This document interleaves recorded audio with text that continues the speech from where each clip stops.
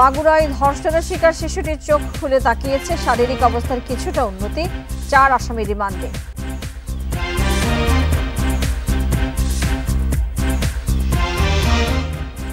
ছয় দেশে হাসিনা পরিবারের বিপুল সম্পদের খোঁজ, প্রতারণা জালিয়াতি 6 মামলা, 2 গোয়েন্দা সংস্থার প্রতিবেদন দুদকে।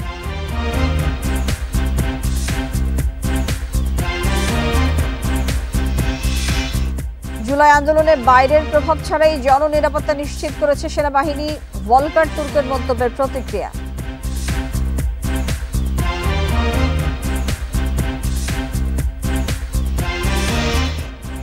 বনানীতে লরির চাপায় 2 পোশাক শ্রমিক নিহত, প্রতিবাদে প্রায় 7 ঘন্টা সড়ক অবরোধ, তীব্র যানজটে জনভোগান্তি।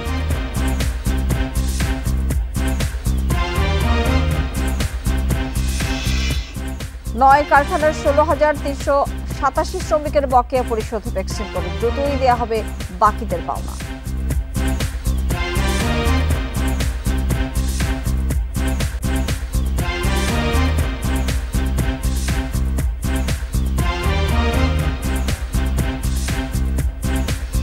এই ঈদে জামা জুতো অ্যাক্সেসরিজের ডিসকাউন্ট। স্বাগত জানাচ্ছি বিরোধীন সংবাদ রাত 9টায় বাংলাদেশে। আপনাদের সাথে আছে আমি মাহমুদা মৌমিতা। শিরোনামের পর চলে যাচ্ছি পুরো খবরে। মাগুরায় ধর্ষণের শিকার শিশুটি প্রথমবার চোখের পাতা নেড়েছে বলে জানান প্রধান উপদেষ্টার উপপ্রেস সচিব আজাদ মজুমদার। সরকার সরাসরি শিশুর চিকিৎসার তদারকি করছে বলেও জানান তিনি। সোমবার ফরেন সার্ভিস একাডেমিতে সংবাদ সম্মেলনে এই তথ্য দেন উপপ্রেস সচিব। এদিকে ধর্ষণ মামলার আসামিদের আইনি সহায়তা না দেওয়ার ঘোষণা দিয়েছেন আইনজীবীরা। মাগুরায় ধর্ষণের শিকার শিশু ঢাকার সম্মিলিত সামরিক হাসপাতালে নিবিড় পরিচর্যা কেন্দ্রে লাইফ সাপোর্টে রয়েছে। প্রধান উপদেষ্টার উপপ্রেস সচিব জানান, সোমবার শিশুটি প্রথমবার চোখ খুলেছে, তবে তার শারীরিক অবস্থার উন্নতি খুবই সামান্য। শিশুটির শারীরিক অবস্থা খুব সামান্য উন্নতি হয়েছে, কমান্ড লেভেল 3-এ ছিল, আজকে সেটা 5-এ উন্নতি হয়েছে এবং সকালে শিশুটি প্রথমবারের মতো হাসপাতালে ভর্তি হওয়ার পর চোখের পাতা নেড়েছেন। এদিকে শিশু ধর্ষণ মামলার আসামিদের সর্বোচ্চ শাস্তির দাবিতে মানববন্ধন করেছে মাগুরা আইনজীবী সমিতি। আসামিদের আইনি সহায়তা দেওয়া হবে না বলে জানান আইনজীবীরা। আমরা মাগুরা আইনজীবী সমিতি আমরা কোনো অবস্থাতেই এই নরপিশাচ এই আসামিদের পক্ষে আইনি কোনো সহায়তা প্রদান করিব না মর্মে আমরা সিদ্ধান্ত গ্রহণ করেছি। এর আগে নিরাপত্তার কারণে মধ্যরাতে মাগুরার চিফ জুডিশিয়াল ম্যাজিস্ট্রেট আব্দুল মতিনের আদালতে ধর্ষণ মামলার শুনানি হয়। প্রধান আসামিকে 7 দিন ও বাকি 3 আসামিকে 5 দিনের রিমান্ড দিয়েছে আদালত। গেল বৃহস্পতিবার মাগুরার নান্দুয়ালি এলাকায় বোনের শ্বশুরবাড়িতে বেড়াতে গিয়ে ধর্ষণের শিকার হয় শিশুটি। Sadequr Rahman Siddiqui, independent news. নারীর প্রতি সহিংসতা এবং ধর্ষণের প্রতিবাদে দেশের বিভিন্ন স্থানে আজও মানববন্ধন এবং বিক্ষোভ হয়েছে। সকালে রাজশাহী বিশ্ববিদ্যালয়ের বিভিন্ন বিভাগের শিক্ষার্থীরা বিক্ষোভ মিছিল বের করেন।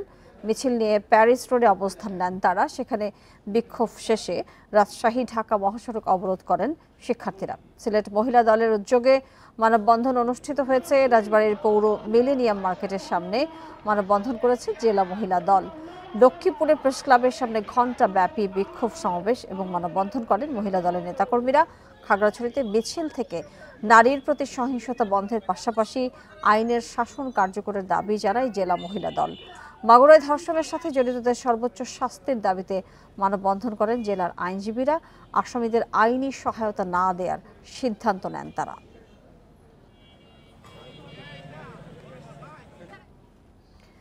দ্রুততম সময়ে মাগুরায় শিশু ধর্ষণকারীদের দৃষ্টান্তমূলক শাস্তির দাবি করেছেন বিএনপির যুগ্ম মহাসচিব রুহুল কবির রিজভী। সকালে রাজধানীতে জাতীয়তাবাদী মহিলা দলের এক বিক্ষোভ সমাবেশে এই দাবি জানান তিনি। মাগুরায় শিশু ধর্ষণের প্রতিবাদে নয়াপল্টনের সামনে সমাবেশের আয়োজন করে জাতীয়তাবাদী মহিলা দল। সেখানে বক্তারা বলেন, প্রশাসন ঠিকভাবে কাজ করছে না এবং দেশে আইনের শাসন নেই বলেই সম্প্রতি ধর্ষণের ঘটনা বেড়েছে। বিএনপির সিনিয়র যুগ্ম মহাসচিব রুহুল কবির রিজভী আরও বলেন, শিশুটির সব আইনি দায়িত্ব নিয়েছেন বিএনপির ভারপ্রাপ্ত চেয়ারম্যান তারেক রহমান। শিশুটির মায়ের সঙ্গে কথা বলেছেন তিনি। সহায়তা দিতে দলের নারী নেত্রীদের হাসপাতালে পাঠিয়েছেন। সমাবেশের পর কাকরাইলের নাইটিঙ্গেল মোড় হয়ে আবার নয়াপল্টনে গিয়ে শেষ হয় দলের র্যালি।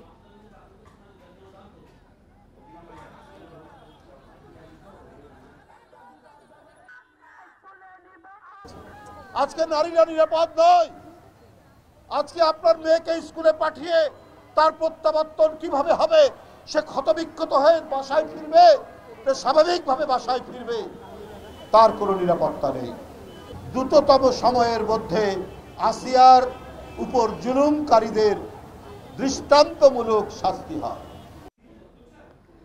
আওয়ামী লীগের স্বৈরশাসনের কারণে দেশের রাজনৈতিক পরিবেশ তলানিতে গিয়ে ঠেকেছে বলে মন্তব্য করেছেন বিএনপির স্থায়ী কমিটির সদস্য অবসরপ্রাপ্ত মেজর হাফিজউদ্দিন আহমেদ। সোমবার সন্ধ্যায় রাজধানীতে এক অনুষ্ঠানে তিনি এই মন্তব্য করেন।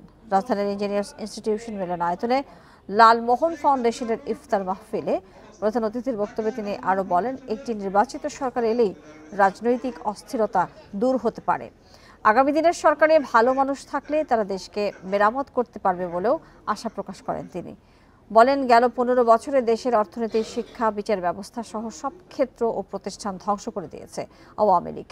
রাজনীতির পরিবেশ নষ্ট করে দিয়েছে তারা। এই পরিস্থিতি থেকে উত্তরণে নির্বাচিত এবং ভালো মানুষের সরকার জরুরি বলেও মন্তব্য করেন তিনি। বাংলাদেশের রাজনীতি একেবারে গভীর তলানিতে। রাজনৈতিক নেতাদের আপনারা টেলিভিশনে দেখেন, আমি এদের অনেকের সাথেই পরিচয় আছে। অত্যন্ত নিম্ন শ্রেণীর মানুষেরা দেশকে ধ্বংস করে দিয়েছে। বিশেষ করে গত 16 বছরে বাংলাদেশের প্রত্যেকটা প্রতিষ্ঠান ধ্বংস, কোটি কোটি টাকা বিদেশে পাচার করেছে। ভালো একটা সরকার দরকার, সৎ মানুষের দরকার, যারা এই দেশকে পুরোপুরিভাবে আবার এই অন্ধকার গহ্বর থেকে টেনে তুলতে পারবেন। শেখ হাসিনা ও তার পরিবারের সদস্যদের নামে 6 দেশের 124 ব্যাংক হিসেবে 635 কোটি টাকা সহ বিপুল সম্পদের সন্ধান পেয়েছে দুটি গোয়েন্দা সংস্থা। এ বিষয়ে প্রতারণা এবং জালিয়াতির অভিযোগে 6টি মামলা করেছে দুদক। পাচারের অর্থ ফেরাতে আগামী সপ্তাহের মধ্যে বিশেষ আইন হচ্ছে। ফরেন সার্ভিস একাডেমিতে সোমবার এক ব্রিফিংয়ে এইসব তথ্য জানান প্রধান উপদেষ্টা প্রেস সচিব শফিকুল আলম। গত 5 আগস্ট ছাত্র জনতার গণঅভ্যুত্থানে পতন হয় স্বৈরাচার শেখ হাসিনা সরকারের। তার টানা 15.5 বছরের শাসনামলে 28 লাখ কোটি টাকা পাচারের অভিযোগ। লুটপাটে শেখ হাসিনা ও তার পরিবারের সদস্যদেরও প্রত্যক্ষ বা পরোক্ষভাবে জড়িত থাকার তথ্য মিলছে অনুসন্ধানে। প্রধান উপদেষ্টার কার্যালয়ে পাচারের অর্থ ফেরাতে বৈঠক হয়। সংবাদ সম্মেলনে প্রেস সচিব জানান, যৌথ তদন্ত দলের অনুসন্ধানে হাসিনা ও তার পরিবারের সদস্যদের 124টি ব্যাংক হিসাবে 635 কোটি টাকার তথ্য মিলেছে। এছাড়া যুক্তরাজ্য, সিঙ্গাপুর, হংকং ও কেম্যান দ্বীপপুঞ্জে মিলেছে বিপুল সম্পদের খোঁজ। শেখ হাসিনা, তার পরিবার ও তাদের স্বার্থ সংশ্লিষ্ট ব্যক্তি ও প্রতিষ্ঠানের বিষয়ে, যেটা বিএফআইইউ এবং যৌথ তদন্ত দল টাস্কফোর্সের মাধ্যমে যারা কাজ করছেন, বিএফআইইউ কাজ করছেন এবং একটা যৌথ তদন্ত দল কাজ করেছেন, সেটার বিষয়ে যেটা অগ্রগতি সেটা আমি বলছি। 2টা গোয়েন্দা প্রতিবেদন দুদকে প্রেরণ করা হয়েছে। পাচারের টাকা ফেরাতে আগামী সপ্তাহের মধ্যে একটি বিশেষ আইন প্রণয়নের কথা ভাবছে সরকার। এ লক্ষ্যে বিভিন্ন ল ফার্মের সঙ্গে আলোচনা চলছে। আইনি প্রক্রিয়ায় 30টি ল ফার্মের সঙ্গে চুক্তি হতে পারে। একটা স্পেশাল আইন করার, এই টাকাটা কিভাবে আনা যায় এটা ত্বরান্বিত করার জন্য, এবং এই যে কাজগুলো যে হচ্ছে সেই কাজগুলোর মধ্যে কোঅর্ডিনেশনটা আরো স্মুথলি করার জন্য একটা আইন খুব শীঘ্রই করা হবে। এই আইনটা হয়তো আপনারা এই আগামী সপ্তাহের মধ্যে এই আইনটা আপনারা দেখবেন। এই আইনটা করানো হচ্ছে যে এই টাকাটা ত্বরান্বিত করে কিভাবে টাকাটা আনা যায়। পাচারের টাকা ফেরাতে গত সেপ্টেম্বরে 11 সদস্যের একটি টাস্ক ফোর্স গঠন করা হয়, যার নেতৃত্বে কেন্দ্রীয় ব্যাংকের গভর্নর। নূরে আলম, ইন্ডিপেন্ডেন্ট নিউজ, ঢাকা। পূর্বাঞ্চলে প্লট বরাদ্দের দুর্নীতি মামলায় শেখ হাসিনা এবং শেখ রেহানা সহ 27 জনের বিরুদ্ধে আদালতে অভিযোগপত্র দিয়েছে দুর্নীতি দমন কমিশন দুদক। এতে নতুন করে আসামি করা হয়েছে সাবেক প্রতিমন্ত্রী শরীফ আহমেদ এবং প্রধানমন্ত্রীর সাবেক একান্ত সচিব সালাউদ্দিনকে। মামলার তদন্তে তাদের বিরুদ্ধে প্রমাণ পাওয়ার কথা জানিয়েছেন দুদক মহাপরিচালক। সকালে রাজধানীর সেগুন বাগিচায় সংবাদ সম্মেলনে এসব কথা বলেন আক্তার হোসেন। রাজধানীতে প্লট বা ফ্ল্যাট থাকা সত্ত্বেও প্রধানমন্ত্রীর বিশেষ ক্ষমতা প্রয়োগ করে 2022 সালে শেখ হাসিনা সহ তার পরিবারের 6 সদস্য 10 কাঠা করে প্লট বরাদ্দ নেন। জানুয়ারি মাসে শেখ হাসিনা, শেখ রেহানা ও তাদের সন্তান সহ 16 সরকারি কর্মকর্তার বিরুদ্ধে 6টি মামলা করে দুদক। প্রায় 1.5 মাস তদন্তের পর 9 মার্চ অভিযোগপত্র দায়ের করেছে দুদক। আসামির তালিকায় নতুন করে যোগ করা হয়েছে সাবেক প্রতিমন্ত্রী শরীফ আহমেদ এবং প্রধানমন্ত্রীর সাবেক একান্ত সচিব মোহাম্মদ সালেউদ্দিন। 6 জনের অনুকূলে 60 কাঠা জমি বরাদ্দ দেয়া সংক্রান্ত 6টি মামলা রুজু হয়েছিল। সেই মামলায় সংশ্লিষ্ট আসামিদের এজাহারনামীয় এবং তদন্তে আগত আসামিদের বিরুদ্ধে চার্জশিট দাখিলের অনুমোদন প্রদান করা হয়েছে। তবে রাজুকের পূর্বাচল প্রকল্পে কোনো প্লট না থাকাও সত্ত্বেও কিভাবে শেখ রেহানার মেয়ে টিউলিপ সিদ্দিককে অভিযোগপত্রে আসামি করা হলো, এমন প্রশ্নের উত্তরে দুদক মহাপরিচালক, আমরা যে বিজ্ঞ আদালতে চার্জশিট দাখিল করা হবে এবং সেখানে প্রত্যেক আসামির দায় দায়িত্ব সুনির্দিষ্টভাবে এখানে উল্লেখ করা হবে। দুর্নীতি মামলায় আসামি হওয়ার পর ব্রিটেনের মন্ত্রিসভা থেকে পদত্যাগ করেন শেখ রেহানার মেয়ে টিউলিপ সিদ্দিক। রিশাদ হুদা, ইন্ডিপেন্ডেন্ট নিউজ, ঢাকা। ভারত শেখ হাসিনাকে আতিথ্য দিলে সহ্য করা যায়, কিন্তু সেখান থেকে বাংলাদেশকে অস্থিতিশীল করার ষড়যন্ত্র বিপজ্জনক। ব্রিটিশ গণমাধ্যম দ্য গার্ডিয়ানকে এক সাক্ষাৎকারে কথা বলেন প্রধান উপদেষ্টা ডক্টর মোহাম্মদ ইউনূস। সময় তিনি বলেন, দায়িত্ব নেওয়ার সময় বাংলাদেশের অবস্থা ছিল যুদ্ধ বিধ্বস্ত গাজার মতো। ভবন নয়, ধ্বংস হয়েছে প্রতিষ্ঠান, নীতি, নৈতিকতা, মানুষ এবং আন্তর্জাতিক সম্পর্ক। অধ্যাপক ইউনূস অভিযোগ করেন, বাংলাদেশের অপূরণীয় ক্ষতি করেছেন শেখ হাসিনা। তার আমলে দেশে কোনো সরকার ছিল না, ছিল দস্যু পরিবারের শাসন। এ সময় নির্বাচন প্রসঙ্গে প্রধান উপদেষ্টা বলেন, ডিসেম্বর থেকে মার্চের মধ্যে যে কোনো সময় নির্বাচন হতে পারে, দেশের ইতিহাসে সবচেয়ে অবাধ ও সুষ্ঠু নির্বাচন অনুষ্ঠিত হবে।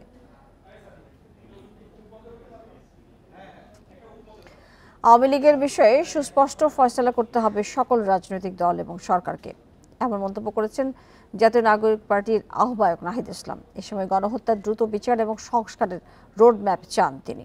সোমবার রাজধানীতে জুলাই অভ্যুত্থানে হতাহতদের পরিবারের সঙ্গে ইফতার মাহফিলে তিনি কথা বলেন। এ সময় জুলাই শহীদদের মা বাবারা বলেন, বিচারের আগে কোনো নির্বাচন নয়। জুলাই অভ্যুত্থানে নিহত ও আহতদের পরিবার নিয়ে রাজধানীর সোহরাওয়ার্দী উদ্যানে ইফতারের আয়োজন করে জাতীয় নাগরিক পার্টি এনসিপি। আমার খবরটা দেখাও, আমি একটু শান্ত হইব যেন আমার সোহেলানা বাঁচতে আছে, আমার সোহেলানা বাঁচতে আছে। উপস্থিত ব্যক্তিদের কেউ হারিয়েছেন সন্তান, কেউ সহোদর। জুলাই সেই দুর্বিষহ স্মৃতি মনে করে কান্নায় ভেঙে পড়েন সন্তান হারা মা বাবারা। কষ্ট করে বড় করে ভার্সিটি লেভেল পর্যন্ত আমরা নিয়ে গেছি, সেই সন্তানদের কুকুর বিড়ালের মতো কিভাবে মারা হলো, আমি এই জাতির কাছে জানতে চাই। এই রকম ভাবে রক্তক্ষরণ আর এই দেশে চাই না। সো আমরা চাই আগে আমাদের বিচার না হওয়া পর্যন্ত কোনো নির্বাচন এই দেশে হবে না। জুলাই গণহত্যার সুষ্ঠু বিচারের জন্য সংস্কারের গুরুত্ব তুলে ধরেন এনসিপি নেতারা। বিচার ব্যবস্থা যে ভঙ্গুর অবস্থায় আছে, সেখান থেকে এমন বিচার ব্যবস্থাতে যাওয়া যেখানে সবাই তাদের অধিকার সংরক্ষিত হবে এবং বিচার পাবে, সেটার জন্য কিন্তু সংস্কার প্রয়োজন। সদস্য সচিব আক্তার হোসেন বলেন, পলাতক হাসিনা ভারতে বসে গুজব ছড়াচ্ছে, তাকে দ্রুত দেশে এনে বিচারের মুখোমুখি করতে হবে। যদি শেখ হাসিনাকে বাংলাদেশে ফিরিয়ে নিয়ে আসা না যায়, তাহলে আন্তর্জাতিক পরিমণ্ডলে হলেও আন্তর্জাতিকভাবে শেখ হাসিনার মানবতা বিরোধী অপরাধের বিচার সম্পূর্ণ করতে হবে। এনসিপি নির্বাচনের বিরুদ্ধে নয় উল্লেখ করে আহ্বায়ক নাহিদ ইসলাম বলেন, বিচার ও সংস্কারে সহায়তা করলে দ্রুত নির্বাচন আয়োজনেও এনসিপি সহায়তা করবে। বাংলাদেশের রাজনৈতিক দলগুলোকে, সরকারকে পরিষ্কার করতে হবে আওয়ামী লীগের ফয়সালা কি হবে। খুব পরিষ্কারভাবেই বলতে চাই, পাল্টা কথা আপনাদেরকে বলতে চাই যে আপনারা বিচার ও সংস্কার পিছানোর রাজনীতি করবেন না। বিচার ও সংস্কারের প্রতি ঐক্যমত পোষণ করুন। নির্বাচন আমরা আপনাদেরকে করে দিতে সহায়তা করব। সরকারকে বলবো, দ্রুত বিচার ও সংস্কারের রোডম্যাপ ঘোষণা করতে হবে। ইফতারের আগে জুলাইয়ে নিহতদের আত্মার মাগফিরাত কামনা ও হত্যাকারীদের সঠিক বিচার চেয়ে দোয়া করা হয়। ইকরামুল কবির, ইন্ডিপেন্ডেন্ট নিউজ, ঢাকা। যুক্তরাজ্য আগামী জাতীয় সংসদ নির্বাচন অবাধ, সুষ্ঠু এবং অংশগ্রহণমূলক দেখতে চায় বলে জানিয়েছেন বাংলাদেশে নিযুক্ত British high commissioner Sarah Cook. এদিকে প্রধান নির্বাচন কমিশনার এম নাসির উদ্দিন জানিয়েছেন, নির্বাচন অনুষ্ঠানে ডিসেম্বরের টাইমলাইন অতিক্রম করতে চায় না কমিশন। সোমবার নির্বাচন ভবনে বৈঠক শেষে তারা এসব কথা বলেন। আগামী জাতীয় সংসদ নির্বাচনের প্রস্তুতি জানতে সোমবার নির্বাচন কমিশনে আসেন বাংলাদেশে নিযুক্ত British high commissioner Sarah Cook. বেলা 11:30টায় বৈঠকে বসেন সিইসির সঙ্গে। বৈঠকে সারাহ কুকের সঙ্গে হাই কমিশনের কর্মকর্তা টিমোথি ডাকেট উপস্থিত ছিলেন। নির্বাচনে কী ধরনের সহযোগিতা লাগবে তা সিইসির কাছে জানতে চেয়েছেন ব্রিটিশ হাই কমিশনার। প্রার্থীর এজেন্ট ও পর্যবেক্ষকদের প্রশিক্ষণ দিতে সহায়তা চেয়েছে ইসি। এছাড়া নির্বাচনের সার্বিক প্রস্তুতি নিয়ে অবহিত করেছেন সিইসি। বৈঠক শেষে ব্রিটিশ হাই কমিশনার বলেন, বাংলাদেশের সুষ্ঠু নির্বাচনের জন্য সব ধরনের সহযোগিতা করবে ব্রিটিশ সরকার। আমরা আলোচনার জন্য এসেছিলাম। জাতীয় নির্বাচনের প্রস্তুতি সম্পর্কে জেনেছি এবং আগামী সংসদ নির্বাচনে নির্বাচন কমিশনকে সহায়তা করতে আগ্রহী। আমরা আগামী জাতীয় সংসদ নির্বাচনে অবাধ, সুষ্ঠু ও অংশগ্রহণমূলক ভোট চাই।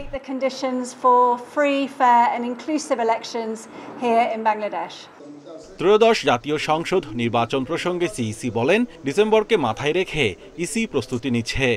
যেহেতু একটা টাইমলাইন আছে আর্লিয়েস্ট ইন ডিসেম্বর, সেটাকে মাথায় রেখে আমাদের প্রস্তুতি আমরা যাতে নিয়ে যাচ্ছি, যাতে ডিসেম্বরে ইলেকশন হলে তো অক্টোবরে শিডিউল ঘোষণা করতে হবে।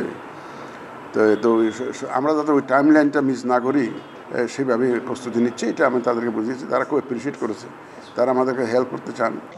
সিইসি বলেন, হাই কমিশনারের সঙ্গে স্থানীয় সরকার নির্বাচন নিয়ে আলোচনা হয়নি। Mahmudul Hasan, independent news, Dhaka. Orion গ্রুপের চেয়ারম্যান ওবায়দুল করিম এবং তার পরিবারের সদস্যদের 31টি ব্যাংক হিসাব অবরুদ্ধ করা হয়েছে। এছাড়া একটি ফ্ল্যাট সহ 43 একর জমি জব্দের আদেশ দিয়েছে আদালত। দুর্নীতি দমন কমিশনের আবেদনের প্রেক্ষিতে সোমবার এই আদেশ দেয় ঢাকা মহানগর সিনিয়র স্পেশাল জজ জাকির হোসেন গালিব। অবরুদ্ধ 31 ব্যাংক হিসেবে 20,26,80,658 টাকা এবং 6,575 মার্কিন ডলার রয়েছে। এসব ব্যাংক হিসাব ওরিয়ন গ্রুপের চেয়ারম্যান ওবায়দুল করিম, তার স্ত্রী আরজুদা করিম, ছেলে সালমান ওবায়দুল করিম ও মেয়ে জারিন করিমের নামে। এছাড়া তাদের 2,90,91,000 টাকা মূল্যের 43 একর জমি এবং 95,90,000 টাকা দামের একটি ফ্ল্যাট জব্দ করা হয়েছে। দুর্নীতি দমন কমিশন দুদকের পৃথক দুটি আবেদনে বিবেচনায় ঢাকা মেট্রোপলিটন সিনিয়র স্পেশাল জজ জাকির হোসেন গালিব এ আদেশ দেন। দুদকের উপপরিচালক রাশেদুল ইসলামের আবেদনে বলা হয়েছে, ওরিয়ন গ্রুপের ওবায়দুল করিম ও তার পরিবারের সদস্যরা তাদের মালিকানাধীন সম্পত্তি বিক্রি বা হস্তান্তরের চেষ্টা করছে। তাই সুষ্ঠু তদন্ত ও ন্যায় বিচারের স্বার্থে এই সম্পত্তিগুলো ক্রোক ও ফ্রিজ করা জরুরি।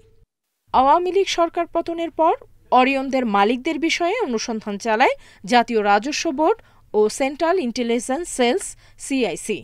এছাড়া গত সেপ্টেম্বরে ওবায়দুল করিম ও তার পরিবারের সদস্যদের ব্যাংক হিসাব অবরুদ্ধ করার নির্দেশ দেয় আর্থিক খাতের গোয়েন্দা সংস্থা Bangladesh financial intelligence unit BFIU। এরপর ফেব্রুয়ারিতে আদালত ওবায়দুল করিম ও তার পরিবারের 3 সদস্যের বিদেশ যাত্রায় নিষেধাজ্ঞা দেয়। নুরসেলিনা শিউলি, ইন্ডিপেন্ডেন্ট নিউজ, ঢাকা। 2024 সালের জুলাই আগস্টের আন্দোলনের সময় সেনাবাহিনী জনগণের পাশে দাঁড়িয়েছে, কোনো ধরনের পক্ষপাত বা বাইরের প্রভাব ছাড়াই জননিরাপত্তা নিশ্চিত করেছে। জুলাই গণ অভ্যুত্থান নিয়ে জাতিসংঘের মানবাধিকার বিষয়ক হাই কমিশনার ভলকার তুর্কের মন্তব্যের প্রতিক্রিয়ায় সোমবার ISPR এক বিবৃতি দেয়। বিবৃতিতে বলা হয়, মানবাধিকার বিষয়ক হাই কমিশনারের কাছ থেকে আসা কোনো ইঙ্গিত বা বার্তা বিষয়ে বাংলাদেশ সেনাবাহিনী অবগত নয়। যদি এই ধরনের কোনো উদ্বেগ প্রকাশ করা হয়ে থাকে তবে তা সরকারকে জানানো যেতে পারে, সেনাবাহিনীকে নয়। ভলকার তুর্কের মন্তব্য ভুলভাবে উপস্থাপিত হচ্ছে জানিয়ে বলা হয়, এর ফলে সেনাবাহিনীর ভূমিকা সম্পর্কে ভ্রান্ত ধারণা সৃষ্টি হচ্ছে, পাশাপাশি পেশাদারিত্বকে প্রশ্নবিদ্ধ করতে পারে। হার্টক নামের বিবিসির অনুষ্ঠানে ভলকার তুর্ক বলেছিলেন, জুলাই অভ্যুত্থান দমন পীড়নে অংশ না নিতে বাংলাদেশের সেনাবাহিনীকে সতর্ক করা হয়েছিল। আর এই ছিল এখনকার সংবাদে। ধন্যবাদ সবাইকে, সাথে থাকার জন্য।